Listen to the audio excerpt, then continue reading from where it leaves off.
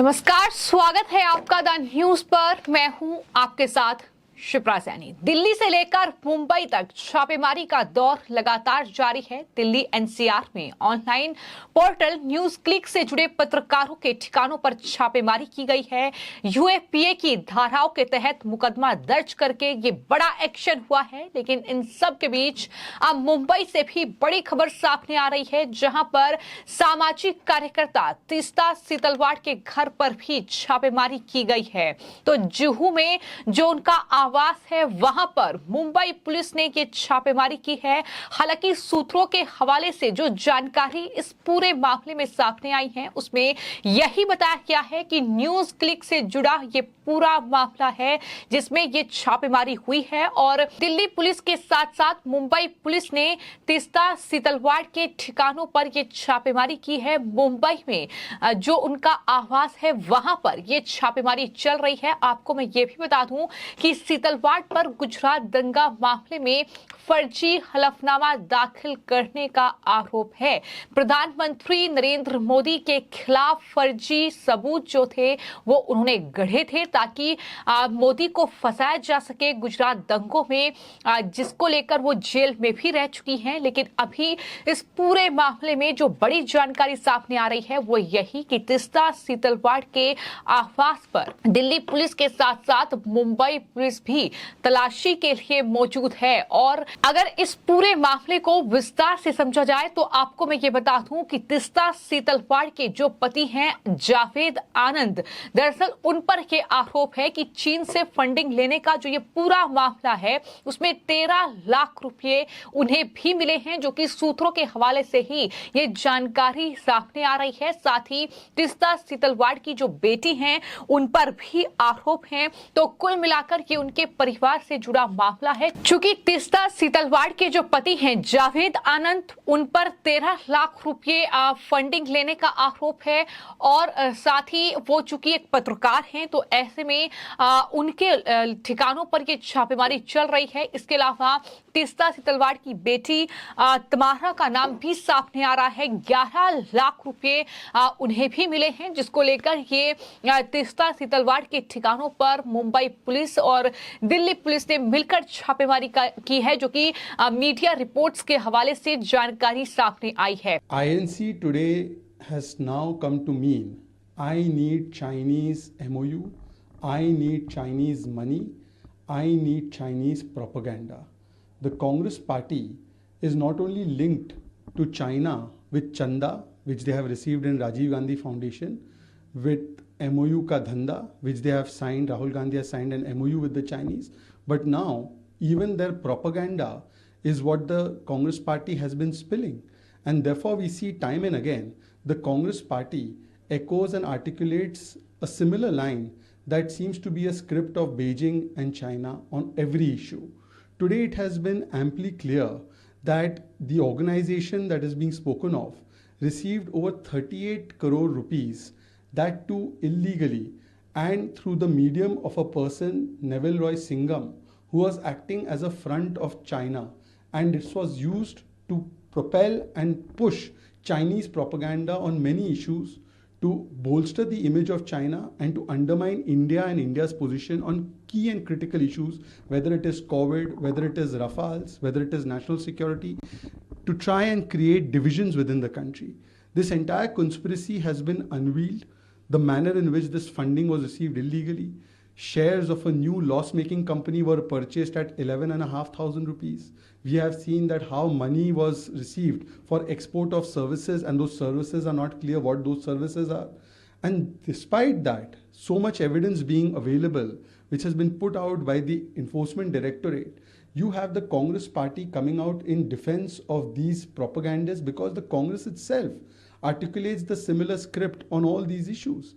It seems to be that Congress has an umbilical cord attached with this kind of Chinese propagandists, and therefore they are coming in defense, not just now but even earlier. The law will take its own course, but the Congress party should be the last party lecturing about free speech and press freedom. They have put 14 journalists in a ban list and a hit list. They are talking about freedom of speech. Those who came up with emergency and censored the media are talking about freedom of speech and freedom of press. लेकिन इस पूरे action से ये समझा जा सकता है कि किस तरीके से न्यूज क्लिक ने बड़े पैमाने पर जो चीन से फंडिंग लेने का आरोप उस पर लगा है, उससे जुड़े जितने भी पत्रकार हैं उनके आवास पर जो है छापेमारी सुबह से ही चल रही है।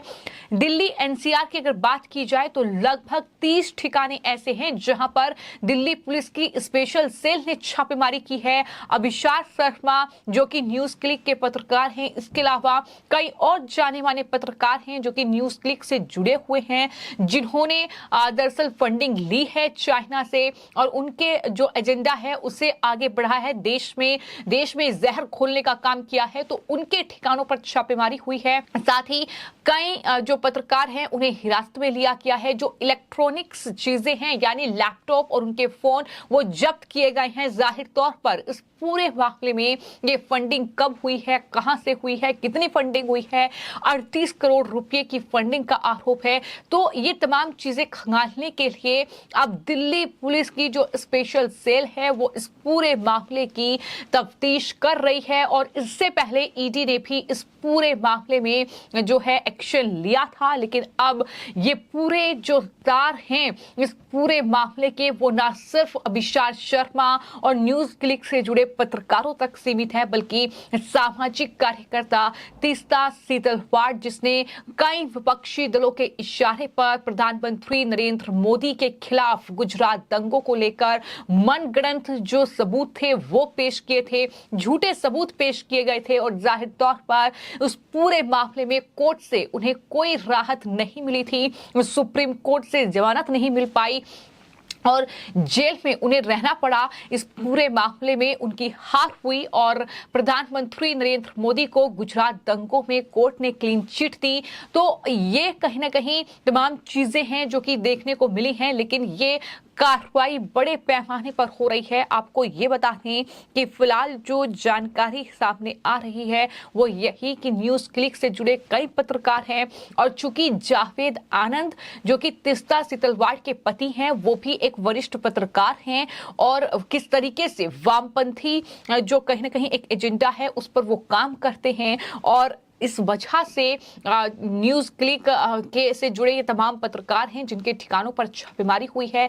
तो ये फिलहाल सूत्रों के हवाले से जानकारी सामने आ रही है। हालांकि दिल्ली पुलिस इस पूरे मामले पर क्या स्पष्टीकरण देगी वो आने वाले वक्त में देखना होगा, या तीस्ता सीतलवाड़ के ठिकानों पर जो छापेमारी हुई है उससे जुड़ी क्या इंफॉर्मेशन सामने आएगी। लेकिन फिलहाल जो मीडिया रिपोर्ट के हवाले से जानकारी सामने आ रही है वो यही कि जो एक्टिविस्ट हैं तीस्ता सीतलवाड़, उनके जो पति हैं जावेद आनंद, उनकी जो बेटी हैं तमारा, दरअसल उन्होंने भी चाइना से फंडिंग ली है इनडायरेक्ट तरीके से और उसको लेकर ही ये पूरी छापेमारी चल रही है। इसके अलावा नाम जो है वो गौतम नवलखा का सामने आ रहा है। 21 लाख रुपए फंडिंग लेने की बात उनकी तरफ से सामने आ रही है। वहीं प्रंजॉय गुहा, अभिषाक शर्मा, उर्मिलेश और कई ऐसे चेहरे हैं, कई ऐसे पत्रकार हैं जिनके नाम सामने आए हैं। तो जाहिर तौर पर यह मामला चीन से करोड़ों रुपए की फंडिंग लेकर भारत के खिलाफ और चाइनीज प्रोपेगेंडे के लिए लिखने और बोलने के मामले से जुड़ा हुआ है कि किस तरीके से अभिषाक शर्मा और न्यूज क्लिक से जुड़े जो तमाम पत्रकार हैं, अगर उनकी वीडियो को आप खंगालेंगे और देखेंगे तो उन वीडियोस में सिर्फ और सिर्फ नरेंद्र मोदी के प्रति घृणा और चीन के प्रति प्रेम, विपक्ष के प्रति प्रेम देखने को मिला है। और ये कहीं ना कहीं एक पूरा एजेंडा सेट किया गया था क्योंकि चाइना से ये फंडिंग का पूरा मामला है। तो ऐसे में ये पूरा कहीं ना कहीं एक कह सकते हैं कि वामपंथी पत्रकारों का एक पूरा गिरोह है जो इसमें काम कर रहा था और इसलिए सोशल मीडिया पर इसे प्रेस की स्वतंत्रता से जोड़कर जो विपक्षी दल हैं वो रायता फैलाने की कोशिश भी कर रहे हैं। याद रहे कि ये वही विपक्षी दल हैं जिन्होंने 14 ऐसे एंकर्स को बायकॉट कर लिया था जो कि इनसे सवाल पूछ रहे थे। उनके डिबेट में अपने प्रवक्ताओं को भेजने का ना फैसला उन्होंने किया था, लेकिन आज वो भी प्रेस की आजादी, अभिव्यक्ति की आजादी का रोना रो रहे हैं सिर्फ अपने राजनीतिक मकसद को पूरा करने के लिए। और कहीं ना कहीं जो उनके एजेंडे पर लोग काम कर रहे थे, चूंकि उन पर कार्रवाई हुई है, तो ऐसे में आज उनकी बौखलाहट भी इस तरीके से देखने को मिल रही है। और जहां तक बात तीस्ता सीतलवाड़ की है तो ये भी देखने को मिला है कि गुजरात दंगों के मामले में जिस तरीके से तीस्ता सीतलवाड़ ने सबूत गढ़े थे और उन पर यह आरोप था कि उन्होंने ऐसा प्रधानमंत्री नरेंद्र मोदी को बदनाम करने और फंसाने के मकसद से किया। गुजरात पुलिस ने तीस्ता सीतलवाड़ के खिलाफ 25 जून 2022 को जो है दरअसल रिपोर्ट दर्ज की और उसके बाद उन्हें अरेस्ट किया गया, तो गिरफ्तारी उनकी हो चुकी है। लेकिन यह भी देखने को मिला कि किस तरीके से जो कनेक्शन है वो कांग्रेस पार्टी के साथ है, क्योंकि कांग्रेस पार्टी भी लगातार गुजरात दंगों को लेकर प्रधानमंत्री नरेंद्र मोदी पर इस तरह के मनगढ़ंत आरोप लगाती रही। लेकिन आखिर में उन्हें सुप्रीम कोर्ट से इस पूरे मामले में क्लीन चिट प्रधानमंत्री नरेंद्र मोदी को मिली।